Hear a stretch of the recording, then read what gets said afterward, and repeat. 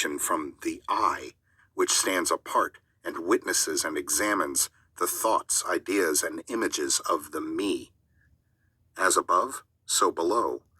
Remember, and the phenomena of one plane may be employed to solve the riddles of higher or lower planes. Is it any wonder that you, the child, feel that instinctive reverence for the all, which feeling we call religion, that respect and reverence for the Father Mind?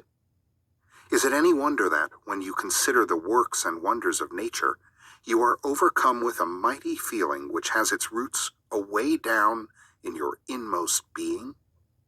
It is the mother mind that you are pressing close up to, like a babe to the breast.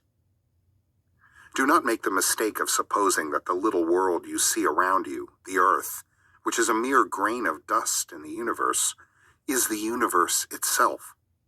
There are millions upon millions of such worlds, and greater. And there are millions of such universes in existence within the infinite mind of the all. And even in our own little solar system, there are regions and planes of life far higher than ours, and beings compared to which we earthbound mortals are as the slimy life forms that dwell on the ocean's bed when compared to man. There are beings with powers and attributes higher than man has ever dreamed of the gods possessing. And yet these beings were once as you, and still lower, and you will be even as they, and still higher in time, for such is the destiny of man as reported by the illumined. And death is not real even in the relative sense. It is but birth to a new life. And you shall go on and on and on, to higher and still higher planes of life for eons upon eons of time. The universe is your home, and you shall explore its farthest recesses before the end of time. You are dwelling in the infinite mind of the all, and your possibilities and opportunities are infinite, both in time and space. And at the end of the grand cycle of eons, when the all shall draw back into itself all of its creations, you will go gladly, for you will then be able to know the whole truth of being at one with the all. Such is the report of the illumined, those who have advanced well along the path. And in the meantime, rest calm and serene. You are safe and protected by the infinite power of the Father-Mother Mind. Within the Father-Mother Mind, mortal children are at home.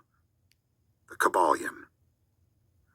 There is not one who is fatherless nor motherless in the universe.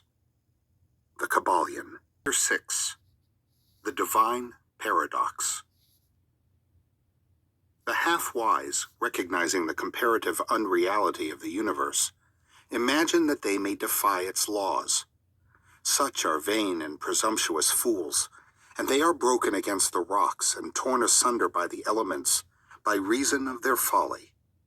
The truly wise, knowing the nature of the universe, use law against laws, the higher against the lower, and by the art of alchemy transmute that which is undesirable into that which is worthy, and thus triumph.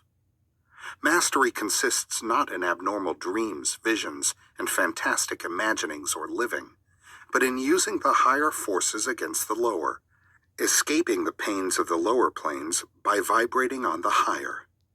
Transmutation, not presumptuous denial, is the weapon of the master. The Kybalion. This is the paradox of the universe, resulting from the principle of polarity which manifests when the all begins to create. Hearken to it, for it points the difference between half-wisdom and wisdom.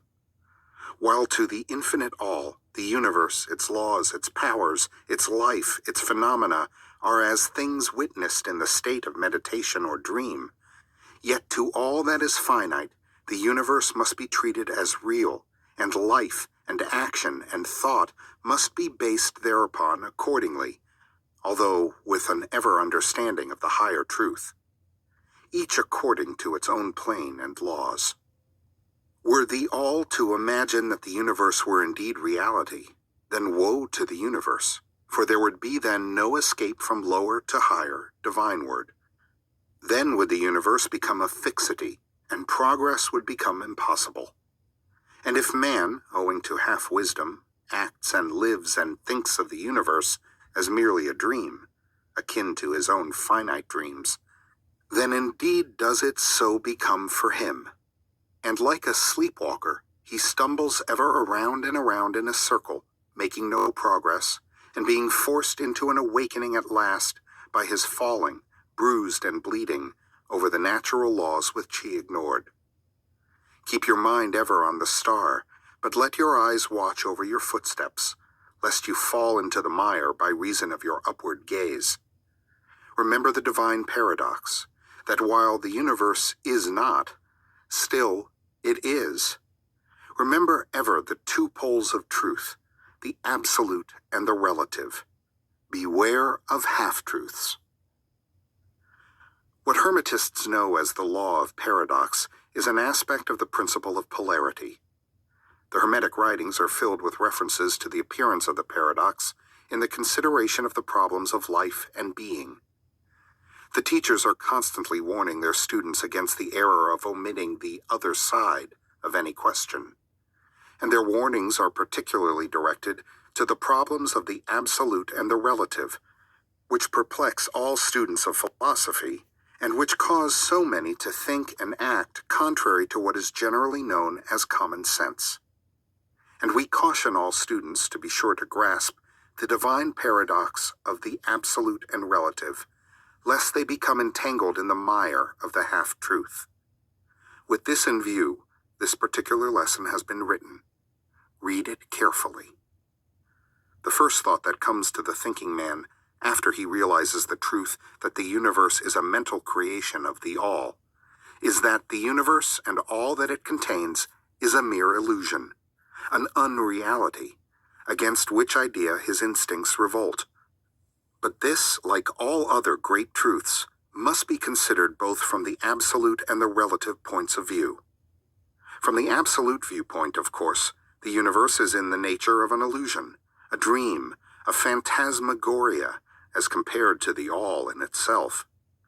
We recognize this even in our ordinary view, for we speak of the world as a fleeting show that comes and goes, is born and dies, for the element of impermanence and change, finiteness and unsubstantiality must ever be connected with the idea of a created universe when it is contrasted with the idea of the all, no matter what may be our beliefs concerning the nature of both.